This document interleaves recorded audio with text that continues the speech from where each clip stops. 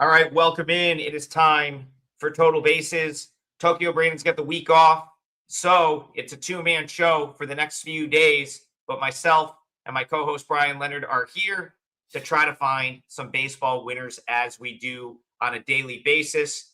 Bryan, welcome in. How was your night last night?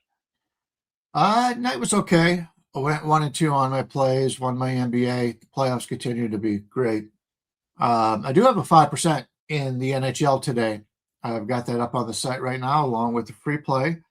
And those are up now, and then I'll fill out the rest of my card as the day goes on. We've only got, as opposed to yesterday, in which we had a lot of games, weird times, double headers, whatever, really limited our ability to put out plays. I didn't even do my afternoon show because there wasn't even two games that played that late.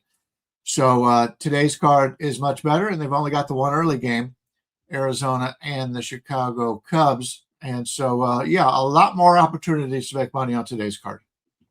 Yeah, I see it that way too. I managed to go 2-0 yesterday, but didn't play a Major League Baseball game. I had a winner in KBO in the morning, and then I had a winner in minor league baseball. But kind of like you were saying, crazy times. And, I had the presence of my strategy yesterday was to get involved in one of the doubleheaders, but sometimes it just doesn't work out. The way the games go and the way the game one goes dictates how you're going to play game two. The Phillies decided to push Andrew Painter off until the weekend as opposed to letting him start the game. So, things happen. Didn't have a Major League Baseball play yesterday, but I am confident that I'm going to find at least one on this slate today. So let's start with that day game.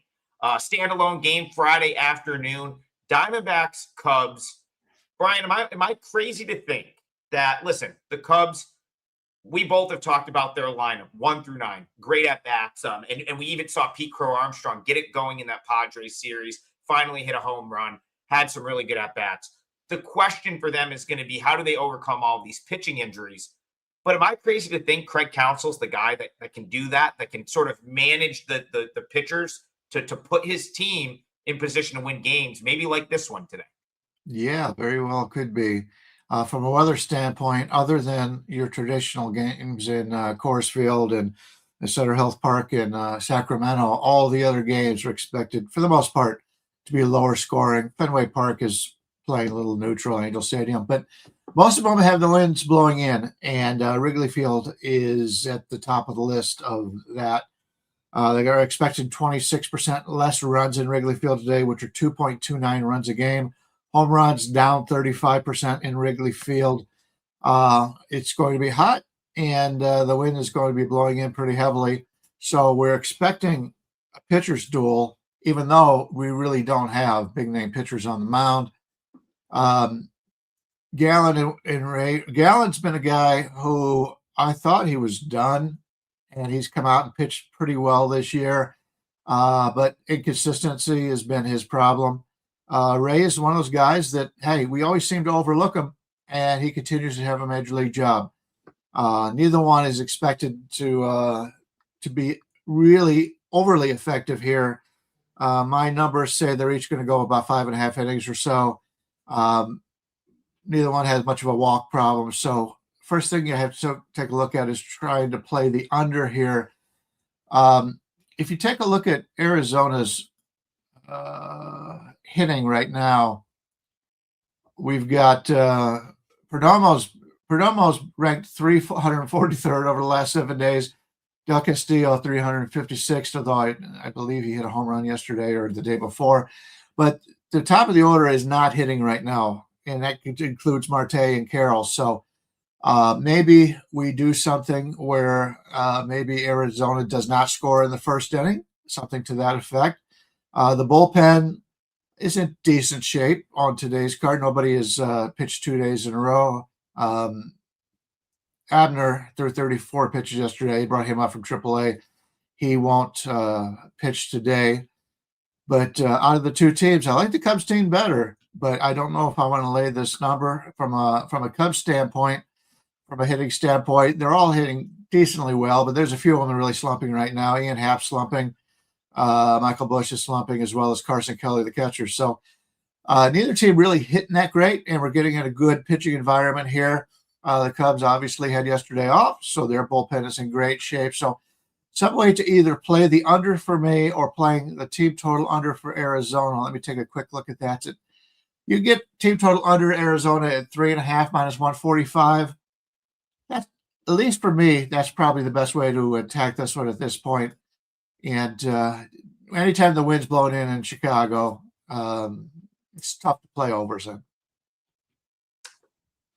Typically the Cubs are going to be overvalued in this game. Like when they play when they play an afternoon game that stands alone on a Friday and they have a good team, they're almost always sort of overvalued. Like because again, people want to bet this game. It's the only game on. People want to bet the Cubs at Wrigley. It's if you just ask like anyone on the street, hey, there's a game in the afternoon, who are you betting here? They're almost always going to take the Cubs. So I actually think that this is a pretty playable number on the Cubs, all things considered, for this game. Like let's say the Cubs are running good, and they're considered, like, if the Cubs were considered the far superior team in this game by everyone, they'd be more like minus 150 here, minus 155, in my opinion. So the fact that they're in the minus 130, minus 135 range, I think it was 135 before I got on the show, and that could have changed, in the last 20 minutes or so. But the point is, like, that it's playable if you like the Cubs. I'm going to throw a different way to potentially play this game out there, based on some observations from watching the Cubs earlier this week. So I mentioned Craig Counsell and how he's going to manage his pitching staff. So the reason I made that comment is the Cubs have just a laundry list of pitchers that are on the IL now, from guys like Cade Horton, who is probably could very well be done for the year, to half of what would be like half of their bullpen. They have a bunch of arms that are on the IL, and then you've got guys that are in those spots in the Cubs bullpen right now that are very questionable, right? Like, you and I, Bryan, we're kind of believers in Phil Maton, even though he hasn't been great since coming back. But the point is, it's very much by committee down there right now. This week, Craig Counsell has basically implored his starters to go deep into games. He got criticized for leaving Matthew Boyd out, criticized by myself and Tokyo Brandon as well, for leaving Matthew Boyd out to face Manny Machado against the Padres earlier this week. But they actually showed Boyd talking to the pitching coach in the dugout, almost like, we need another inning from you. Can you do it? Right? Like Edward Cabrera the next night, Counsell went out and talked to him, and it was almost like, can you give me another inning? Right? Because the way he's looking at it is he is just going to beg his starters to go deep, and then he's going to use like a Ben Brown, maybe let him go 2 or 3 innings if he's feeling good. Like, instead of trying to go, okay, now we've got our starter out after the 5th inning, and it's going to be like 1 inning of Hovey Milner, 1 inning of Maton. I think he's trying to go super deep with the starters, and then maybe bring in a guy that can go 2 innings, and then maybe he'll bring in Milner for a lefty. So where I'm going with all of that, Colin Rea might pitch deep into this game. Colin Rea pitched, he went 6 innings against the Phillies, 6 2/3 against the Phillies a week later. The only, he got blown up by the Dodgers, but whatever. I mean, losing to the Dodgers is not a problem. They're going to blow up a lot of teams. And then the only time he didn't go deep into the game was earlier in the year when, he was in like a more of like a piggyback role. I would go Colin Rea out over here. You talked about under being potentially a good play. The conditions favor the pitchers. Why would he not ask Rea to pitch as deep as possible into the game if he's done it already with some of the other starters? So I don't have the number here. I will look for it. I'm sure you can find that. Colin Rea outs over makes a ton of sense. Yeah, my numbers show 5.6 innings. That's the projection. Good news for the Cubs is Daniel Palencia is coming back. He'll be back in the next few days. That will clear up their closer problem. But you're right. Some of these guys that are hurt, Cade Horton, Tommy John surgery, Justin Steele, I believe he had a little setback. He's not supposed to be back till July. Jordan Weeks, and then the guys in the bullpen, Hunter Harvey, Porter Hodge, Shelby Miller, Palencia. I mean, they've had a lot of guys that should be in that bullpen that aren't there. So now you've got they've had to put in some guys, Ryan Rollison, Rios, Holby Miller that you talked about. Jacob Webb is out there now. So they don't have an intimidating bullpen right now. But I do like Ben Brown. He's a guy that he's had mixed results as a starter. There's been thoughts that he is so good, and he doesn't have a lot of pitches. He could be their closer. But right now he's had to be like a long reliever, that kind of thing. But I still like him. But yeah, the bullpen will be getting better soon. But right now that is a concern. But having yesterday off, I think also helps them a little bit. So I understand where you're coming from. But having yesterday off and everybody, nobody threw over 11, or other than Corbin Martin, nobody threw over 11 pitches the game before on Wednesday. So I think that's the way they'll do it, but they're not forced into doing it because they did have yesterday off.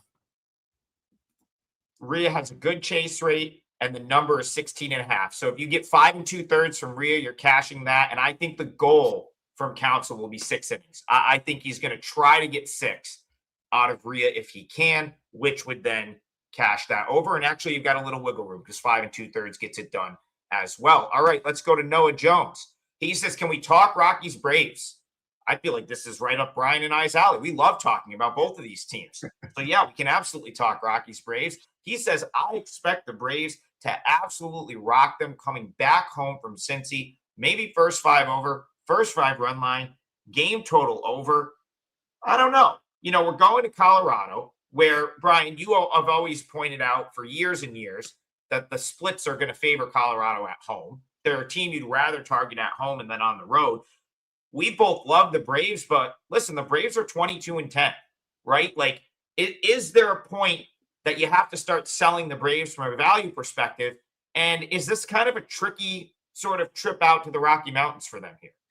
Yeah, it is. Atlanta was on that nice winning streak. I had Atlanta as one of my 2 plays in baseball yesterday, and they had that 2-1 lead late and blew it late. Colorado's a team that you never know what you're going to get. I talked about that just a couple days ago, where they come up and score 12, 13 runs on the road. We never used to see that. This is a team, if you're taking a look at what they have done on the season, Colorado continues to struggle versus lefties. They're 72 WRC plus, but 94 versus righties, and that's 6% worse than league average. That's not bad.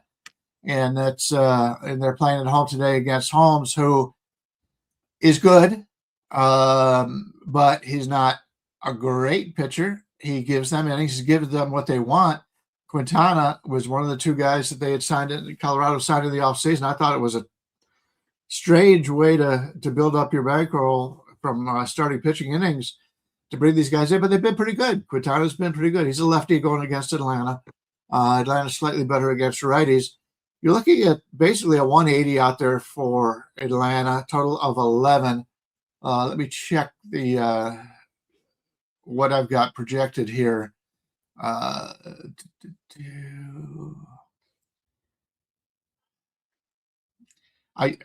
This is a game, Quintana, I'm expecting to go 4.5 innings, Holmes 5 innings. So that means there's 4 innings of the bullpen there. Both guys decently on the walk. Neither one's going to be a big strikeout pitcher. And that's the thing here in Colorado. If you leave the ball over the plate, you don't strike them out. It's a big place. Not only is the home runs a concern, but it's more of a concern for singles and doubles. So there could be more hits in the game because of that. And I'm not, as much as I like Atlanta, I can't bring myself to play them at this number. Colorado's a team that's been a surprise. If you look at, the deserve to win major and what they have done so far this year in Colorado has been pretty good. Colorado should be expected wins of 14.8. They're at 14. They're a little bit unlucky in that regard. So playing them at home, and it's a different hitting environment. I'm not laying the 180 for the Braves here. Observation here with what the Rockies have done with their pitching. Remember, coming into the year, we talked about the Rockies team, and we said, so a comment I made was, well, there's finally adults in the room. There's finally, they're finally using analytics like 20 years after the rest of the league started to actually lean into analytics and whatnot. And, I mean, I was pretty vocal coming into the season that I thought that they would outperform their projected win total and well outperform like what was a historically bad 2025. They're on pace to shatter what they did last year. But again, like I mean, they could still. I mean, it's still worth pointing out they could win 20 more games than they won last year and still flirt with losing 100 games. Now, the reason I'm interested here in what the Rockies are doing, and I keep going back to like trying to find spots to play the Rockies. I did a video for the Rockies the other day as a live underdog, and they won the game like 13-2. I think there's finally some direction with how they're making the team, right? They've got some guys in the lineup that were rushed to the big leagues and failed, but have had a little bit of time, have had a couple off seasons to, sort of tweak some things, and now they're actually belong at the big league level. But I'm going to go back to Quintana for a second. If you notice, they, aside from Chase Dollander, who is their very, very high draft pick, he is like their ace of the future. They're gonna buy into him as much as they can. The rest of their rotation is all the same guy, and it's veteran guy that is going to go out, throw strikes, not get too down on themselves. They don't have to worry about like the mental part of like a Jose Quintana if he goes out and gets rocked at Coors Field one time, a Michael Lorenzen, a Kyle Freeland. Sugano is a veteran. Like, even though he's only been in the majors for a couple of years, he's pitched in Japan forever. So they just have these veteran strike throwers, and it's like they're going to throw strikes. They're going to throw off speed, right? A lot of them throw a lot of off speed stuff, and it's going to be like, here you go. If you can hit the ball out of the ballpark 5 times, you're probably going to beat us today. But if you can't, and you can hit into some outs, like, we think we're good enough to compete and win games. And that is exactly what they've done all year to this point. They've got starting pitchers that are going to, they're not going to like jump off aside from Dollander, their stuff is not going to like wow you or jump off the page, but they're going to throw strikes and they're going to keep you in games to the point where it's like, can we get the bats going enough to win games? The Rockies have been able to do that. They hit better at home. They're more likely to do it at home. I would take Rockies plus 1.5 here. I think that's actually a very good bet. You're getting the run head start. It's even money, so you're not laying any juice. If they do lose, like you said, they've been a little unlucky. They've choked a couple games away. The 1.5 protects you against that a little bit. So I like the Rockies on the run line. Yeah, another thing about the Rockies that nobody's talked about. We were just talked about the Cubs and all the injuries they have. Who is the big loss for the Colorado Rockies so far this year? Well, obviously Chris Bryant. He's just collecting a paycheck on the side. The guy wants to play, I know, but he's hurt all the time. We knew that coming into the season. You don't pay much attention. But who's our other big guy that's been hurt? Ryan Feltner? I mean, right. So yeah, not other guys that were expected to contribute have had any problems, and they've actually had so many guys out there where their outfield is loaded with guys that we like. And they're having a tough time finding at bats for them. So, yeah, from a health standpoint, that's the one thing. It's you pay more attention to it in the NFL where you only play the 16, 18 games, whatever we're going to be doing. When you go back, you look at the end of the season, the teams that were the healthiest are the teams that won the championship. It's easy to remember because it's a physical game. Colorado has not had to deal with any injuries so far. So when those times come, there will be a play against. But right now, there's plenty of value on playing Colorado each and every day because of their past and how bad they have been. Yeah. I wouldn't worry about position player injuries. It would be pitching injuries. They have plenty of position players that can come in and Charlie Condon's right around the corner. Cole Carrick's right around the corner. Veen is still down at AAA. They have position players that can fill in, but the undoing for them would be if they start if they're suddenly down 2 or 3 starters and then it's like Tanner Gordon in the starting rotation. That would be the undoing for the Rockies, in my opinion. Vinny or AB covers. I want to promo the site quick and also let you know that Bryan and I have a double play package. It's 3 days of all of our plays. It's on both of our pages. Vinny said most of the time you can play.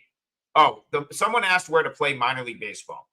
AB Covers answered Vinny, said most of the time you can play the minor league games on Caesars or Bet Online. It varies state to state.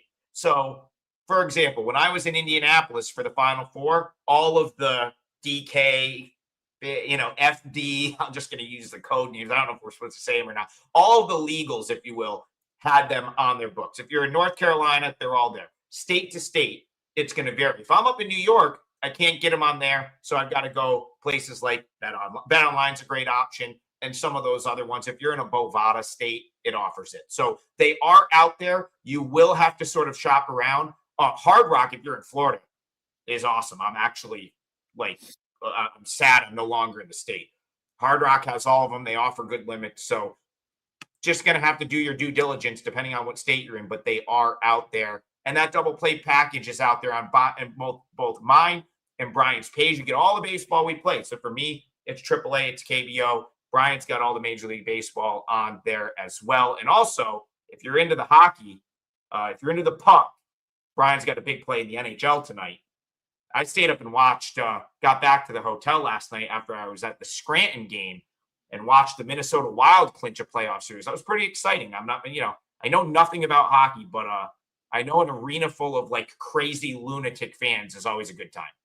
Yeah, NHL playoffs to me, I've only been handicapping it for just over a decade.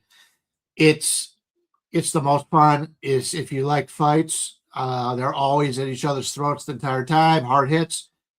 Totally different game than regular season hockey, and I even like regular season hockey too. And profits have been right there, number one in Major League Baseball and the NHL over the last decade plus. So, yeah, it's out there if you want it. I'm not a big salesman on that, but great time to play playoffs.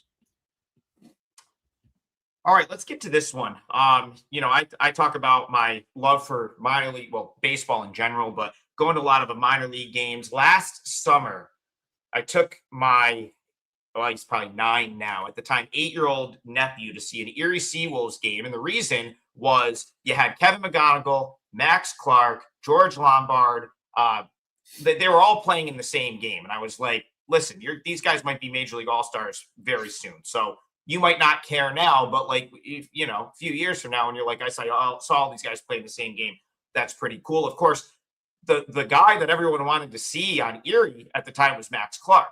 The guy that has quickly jumped him in the hierarchy of can't miss prospects in baseball. It's Kevin McGonigal. And, Steve Duke says he's been a good over 1.5 hits, runs, RBIs plays for a bit now. Yeah, that's true. He's kind of a machine. Brew Fesser says Tigers over 7.5. Flaherty is a joke. Brian Leonard, Rangers, Tigers. I'm a Mackenzie Gore guy. I've always had a soft spot for him, even though he burns money for me like no other. So Rangers, Tigers, Mackenzie Gore, Jack Flaherty, and then anything on McGonigal, overs, props, whatever you got going on in this game. All right. Mackenzie Gore's the lefty going up against Detroit with Flaherty. I don't dislike Flaherty as much as other people. He is a guy that would fit into that Colorado pitching staff. He's a guy that's going to give you innings, and that you know what you're going to get out of him. Right now, current line is Detroit about 115, total 7.5 to the 8. 7.5 looks a little bit low. If you like the over, that wouldn't be a bad thing because you've got 2 starters in Gore and Flaherty that have at times had control problems. They're both expected to walk about 3 batters in this game. And then, so that gives you 6 batters right there that are going to get a free pass in the first 5 innings. That's not bad. If you take a look at the total in the first 5, we're looking at 4 to the over minus 125, 4.5 to the under minus 125. So another option in that. Both the teams play in good pitchers' ballparks. So I think the hitting is better than what the numbers say. Sort of like what we saw in Seattle last year. When Seattle went on the road, they could rake. When they came back home, it was the same old thing. Detroit isn't as much of a pitcher's ballpark as Texas is. Texas has totally changed just the last few years. I read an article where in the last 3 years, typical fly ball is about 10 feet shorter. It lands 10 feet shorter than it would 4 years ago. That's a huge differential in a short time frame, and it's been tough for the lines makers and the betting public to get a feel of that, because you've known Texas overall has been a pretty good hitters ballpark over the years, and now in the last 3 years something has changed. And a lot of times with the home runs and all that, it all depends on which stadium you're playing in. If it was a home run in there, if you could tell what the distance is on certain home runs at certain angles, or certain fly balls at certain angles, and they're coming up 10 feet shorter, that tells you that there's definitely something there, and it's not an aberration. So we've got two guys here that I expect to pitch pretty well, but anytime we throw those walks in there, those are added base runners. So I wouldn't have a problem playing the over 7.5. I don't know if I'm going to play the over 8 here, but over 7.5 is something I might have a little bit of a look at. Gore's guy in the past who is looked really good in the first half of the season, struggled as the season's going on. Flaherty's a guy you're getting him right now at his low. I mean, we know he's been around so long that we know what we're going to get out of him. So slightly to the over, probably won't be involved in this one. Steve Duke, I'll ride with you. McGonigal over 1.5 is plus 110. So that's over hits, runs, RBIs is plus 110 or plus 115 on some sites. Now, the reason that you're getting plus money on over 1.5 hits, runs, RBIs from McGonigal is he's up against a tough lefty here, and his splits are right heavy to this point. However, he's only really had 20. I think he's only had 27 at bats against left-handed pitching so far at the big league level this year. I kind of think he's like a big time. I mean, I think he's going to be like a big time everyday player in the major leagues. I don't think he just can't hit left-handed pitching. So, you look at his day yesterday, you look quickly 0 for 2, but he drew 3 walks. Like that's, he's seeing the ball well. He drew 3 walks. Of course, if you're betting hits, runs, RBIs, and you're getting on base, you've got a chance to get one of them just by being on base. And then it's like the Rangers are not their bullpen is very deep, but like, I don't know that the Rangers have these wipeout arms in the bullpen, like some of the other teams do, where you get to the late innings and you're like, oh, he's going to have an at-bat against Aroldis Chapman, or he's going to have an at-bat against this person. The Rangers, it's more of like just a good collection of arms that keeps the bullpen ERA low. So it's like, if you're going to get 5 at-bats from McGonigal here, maybe you do get him against a righty later in the game because they can't mix and match everyone, right? And he's shown the ability to get on base via the walk. His OPS is 935. If you ask a lot of Tigers fans, they're like, no, he's that guy. Like he is, as good of a everyday player prospect as you're going to find in the league. I think I'm with you right there. Why is that plus money? I would think that over hits, runs, RBI should be like minus 115. Sites are giving you plus 115. So I think that's a good, I'll co-sign that, Steve. I like that call. There's Sean. I'm glad Sean is here. I knew I could count on Sean to give me some McGonigal juice for the argument. He says McGonigal has been on base in 25 straight games. Yeah, on base machine. And Sean, this is a thing. He hits left-handed pitching, but if you look at his sample at the big league level this year, his OPS against lefties is only like 637. But he's only had 27 at-bats. So what can you make out of 27 at-bats, right? I'd lean into more the fact that his OPS is 935 on the season. So give me that McGonigal over. I'll take that. That's a good call. Steve Duke, you're all over that. Credit to Steve Duke when that hits. I do want to mention one of the sites that I use, and I always try to give credit if I'm taking information for these people that put in all that hard work. Ballparkpal.com is a site that I use for a lot of the weather, a lot of these numbers. They have expanded, similar to what Tokyo Brandon does, when he takes a look at how teams have done in the short sample, that kind of. They've expanded a lot of their stuff. Just started yesterday.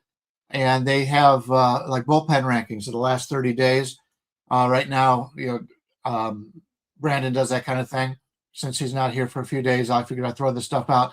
But they've got Texas's bullpen ranked 16th right now, and Detroit's at 19th. Texas's the last 3 games has gone down, And you talked about it. Texas, from game to game all season long, really hasn't known who their closer is. Right now, it's Jake Latz, who I like, but he's not overpowering. But all season long, there's been a lot of speculation. And anymore, if you're playing fantasy baseball, you know as well as I do that anybody can get a save on any night anymore. It's crazy the way this is going out. Some guy will get a save or two in 2 games straight, and all of a sudden everybody thinks, oh, that's their closer. They're rushing out to get them. This is a different type of year than what we've had in the past. Normally, from a bullpen ranking, you know everybody has their spot. You're going to get to this. You know, Cleveland's always done that. Cleveland's always had their closer and the guys leading up to him. This year's 7th inning guy, 8th inning guy, 9th inning guy. So bullpen rankings, it's really cheap, and or Ballpark Pal, it's really cheap. I think it's like $60 for the season or something. But they got a lot of good information that tell you on who's hot in each lineup, which ones are struggling, starters, and the whole bit. So hats off to them. One more place for us to get information that helps us bet. And so if you're interested in that, you're doing it on your own, I highly recommend that. Fangraphs and the whole bit. A lot of great places out there. Speaking of bullpens, a couple good bullpens here. Rays, Giants, bunch of good relief pitchers on these teams. The Giants sort of went into the day yesterday, kind of set up nicely from a bullpen standpoint. They called up one of their better relievers from Sacramento. And Bryan, what would you know? They got walked off twice by the Don Mattingly red hot Philadelphia Phillies.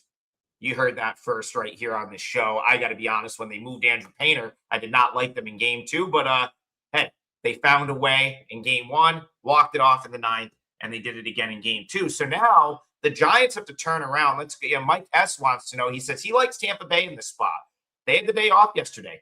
The Giants had to play a doubleheader that not only was a doubleheader, but was as heartbreaking of a doubleheader as you could ask for, right? Because they were in position to win both of those. You know, they probably feel like they should have won at least one of those games, is how I'll phrase it. So he says Shane looked good last time out. Yeah, Shane McClanahan, I was at that game. He did look good. Pitched a great game against the Twins.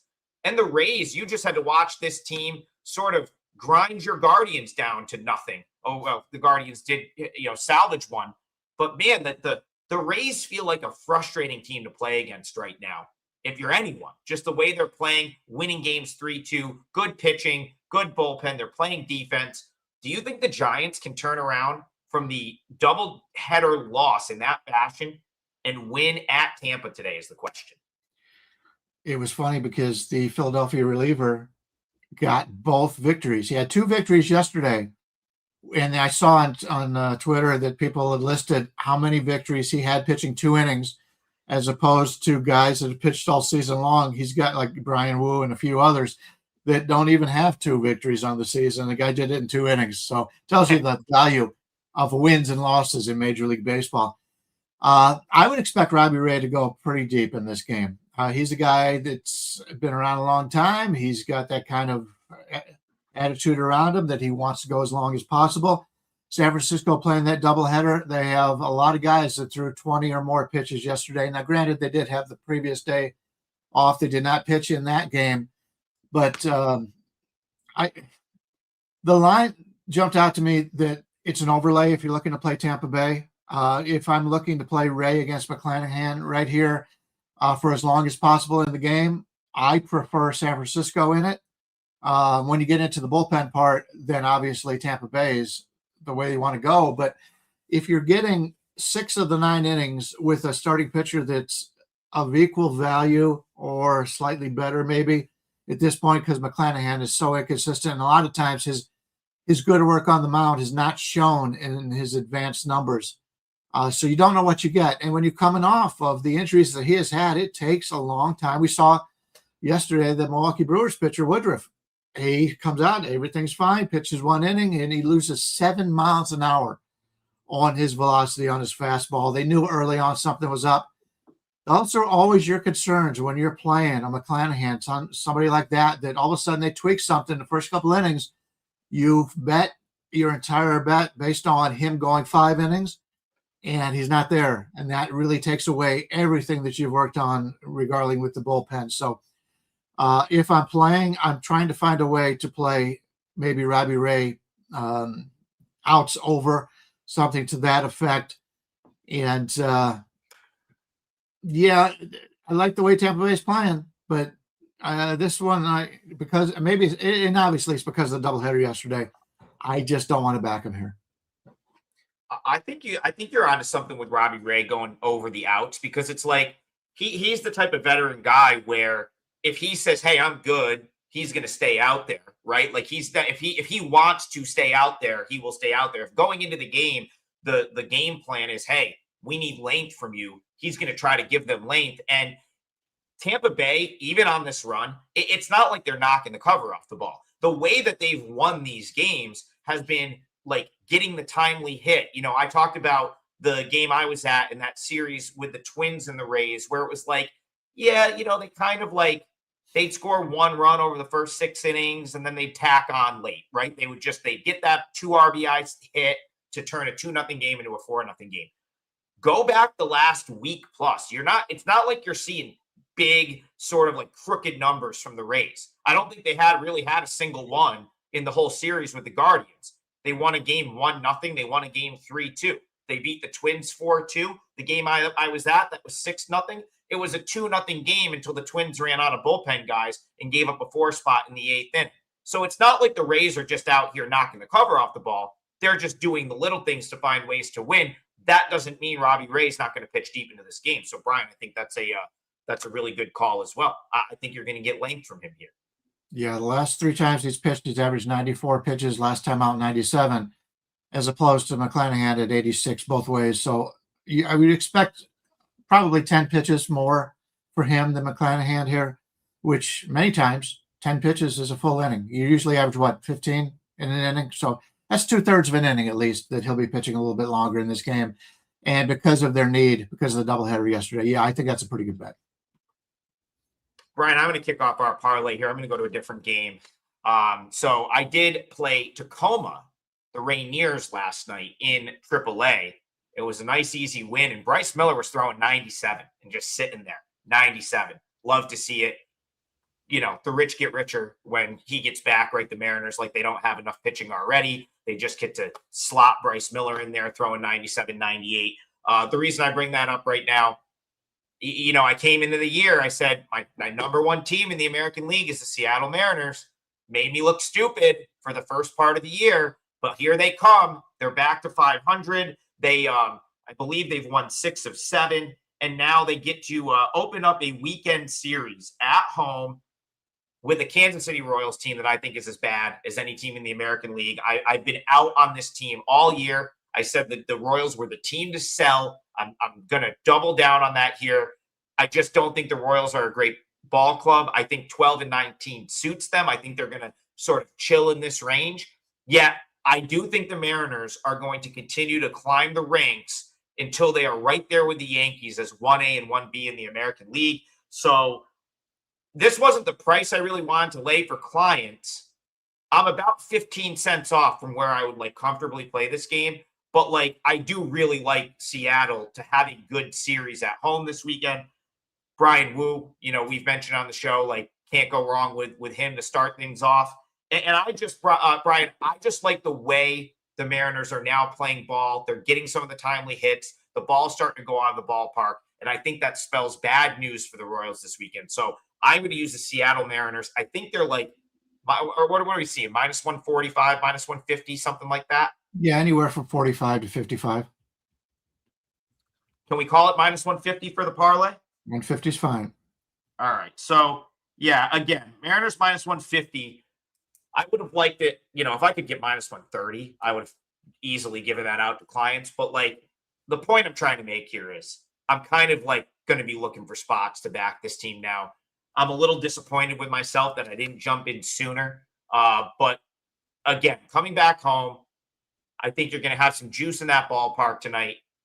I'm still high on this team, so I'm putting them in the parlay. I like the Mariners. Anything on this game for you, Brian? Mariners, Royals.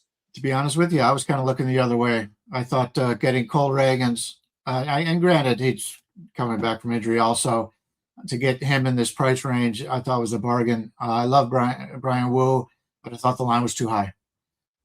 You could get, up to upwards of 140 on Kansas City here.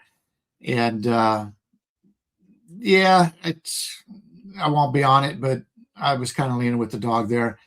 For my part of the parlay here, let's take a look at St. Louis at home against Emmett Sheehan. Emmett Sheehan's a guy we like coming into the season. He pitched really well the other day. He did deal with a lot of velocity loss, like dead arm period. We're seeing a few guys in baseball, Amai for Minnesota dealing with dead arm, a few other pitchers dealing with dead arm. But Sheehan's coming back out, and he's clearly the better pitcher over Liberatore. But I like what Liberatore has done at the end of last season and this season. If you take a look at the Dodgers versus lefties, they're at 130, which is really good, but they're 121 versus righties too. The Dodgers can hit it with anybody, but they haven't been hitting lately. St. Louis is a ballpark that favors the pitcher, and I kind of like the under a little bit in this game. It's sitting there at 8.5, and I think a lot of people are expecting the Dodgers to roll, but if you're looking at WRC plus on the season right now, and the Dodgers still lead at 123, that's pretty low for your number one this far into the season. If we look back just a couple of weeks ago, the Dodgers were like a 145, 146 for WRC plus, which tells you now that it's 123, they're not hitting well right now. So I think we can go against the Dodgers here, take a decent underdog here in St. Louis. Well, yeah, they're getting a little bit lucky. They're not as good as what we've seen so far this year, but you're talking about a program that has a plan like Colorado finally does. St. Louis always has a plan. And the moves they made in the offseason, a lot of people thought they were crazy, trading away all their veterans. I like the way this St. Louis team is playing. So to get them at home here, and we're getting upwards of a 160 range, that's not a bad bet here. Find a way to play St. Louis here, whether it's Sheehan outs under, something to that effect. But I'll just go the straight. I'll go Liberatore, the lefty here at plus. You get anywhere from plus 150. I'm seeing a 145, but 150 to 160 range. Let's say 154. I would say would probably be in the middle. Give me St. Louis at 154. The Dodgers are clearly the better team, but they're not playing well right now. I'd rather play the Dodgers when they're hitting, and they were hitting really well for a long time, but they have not hit well in the last couple of weeks. So until they do, I am going to try to fade what everybody thinks is the best team in baseball, and we're doing it on the team right now where I like the starting pitcher for Liberatore, and I like the team of St. Louis. I think there's some value here. I mean, you've nailed the St. Louis team being much better than the market was giving them credit for sort of all season to this point.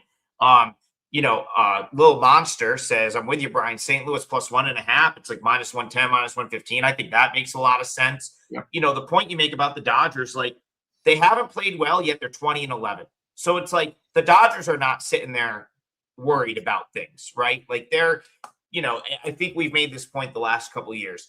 The regular season for this team is almost an inconvenience at this point. Like they know they're gonna be there in the playoffs.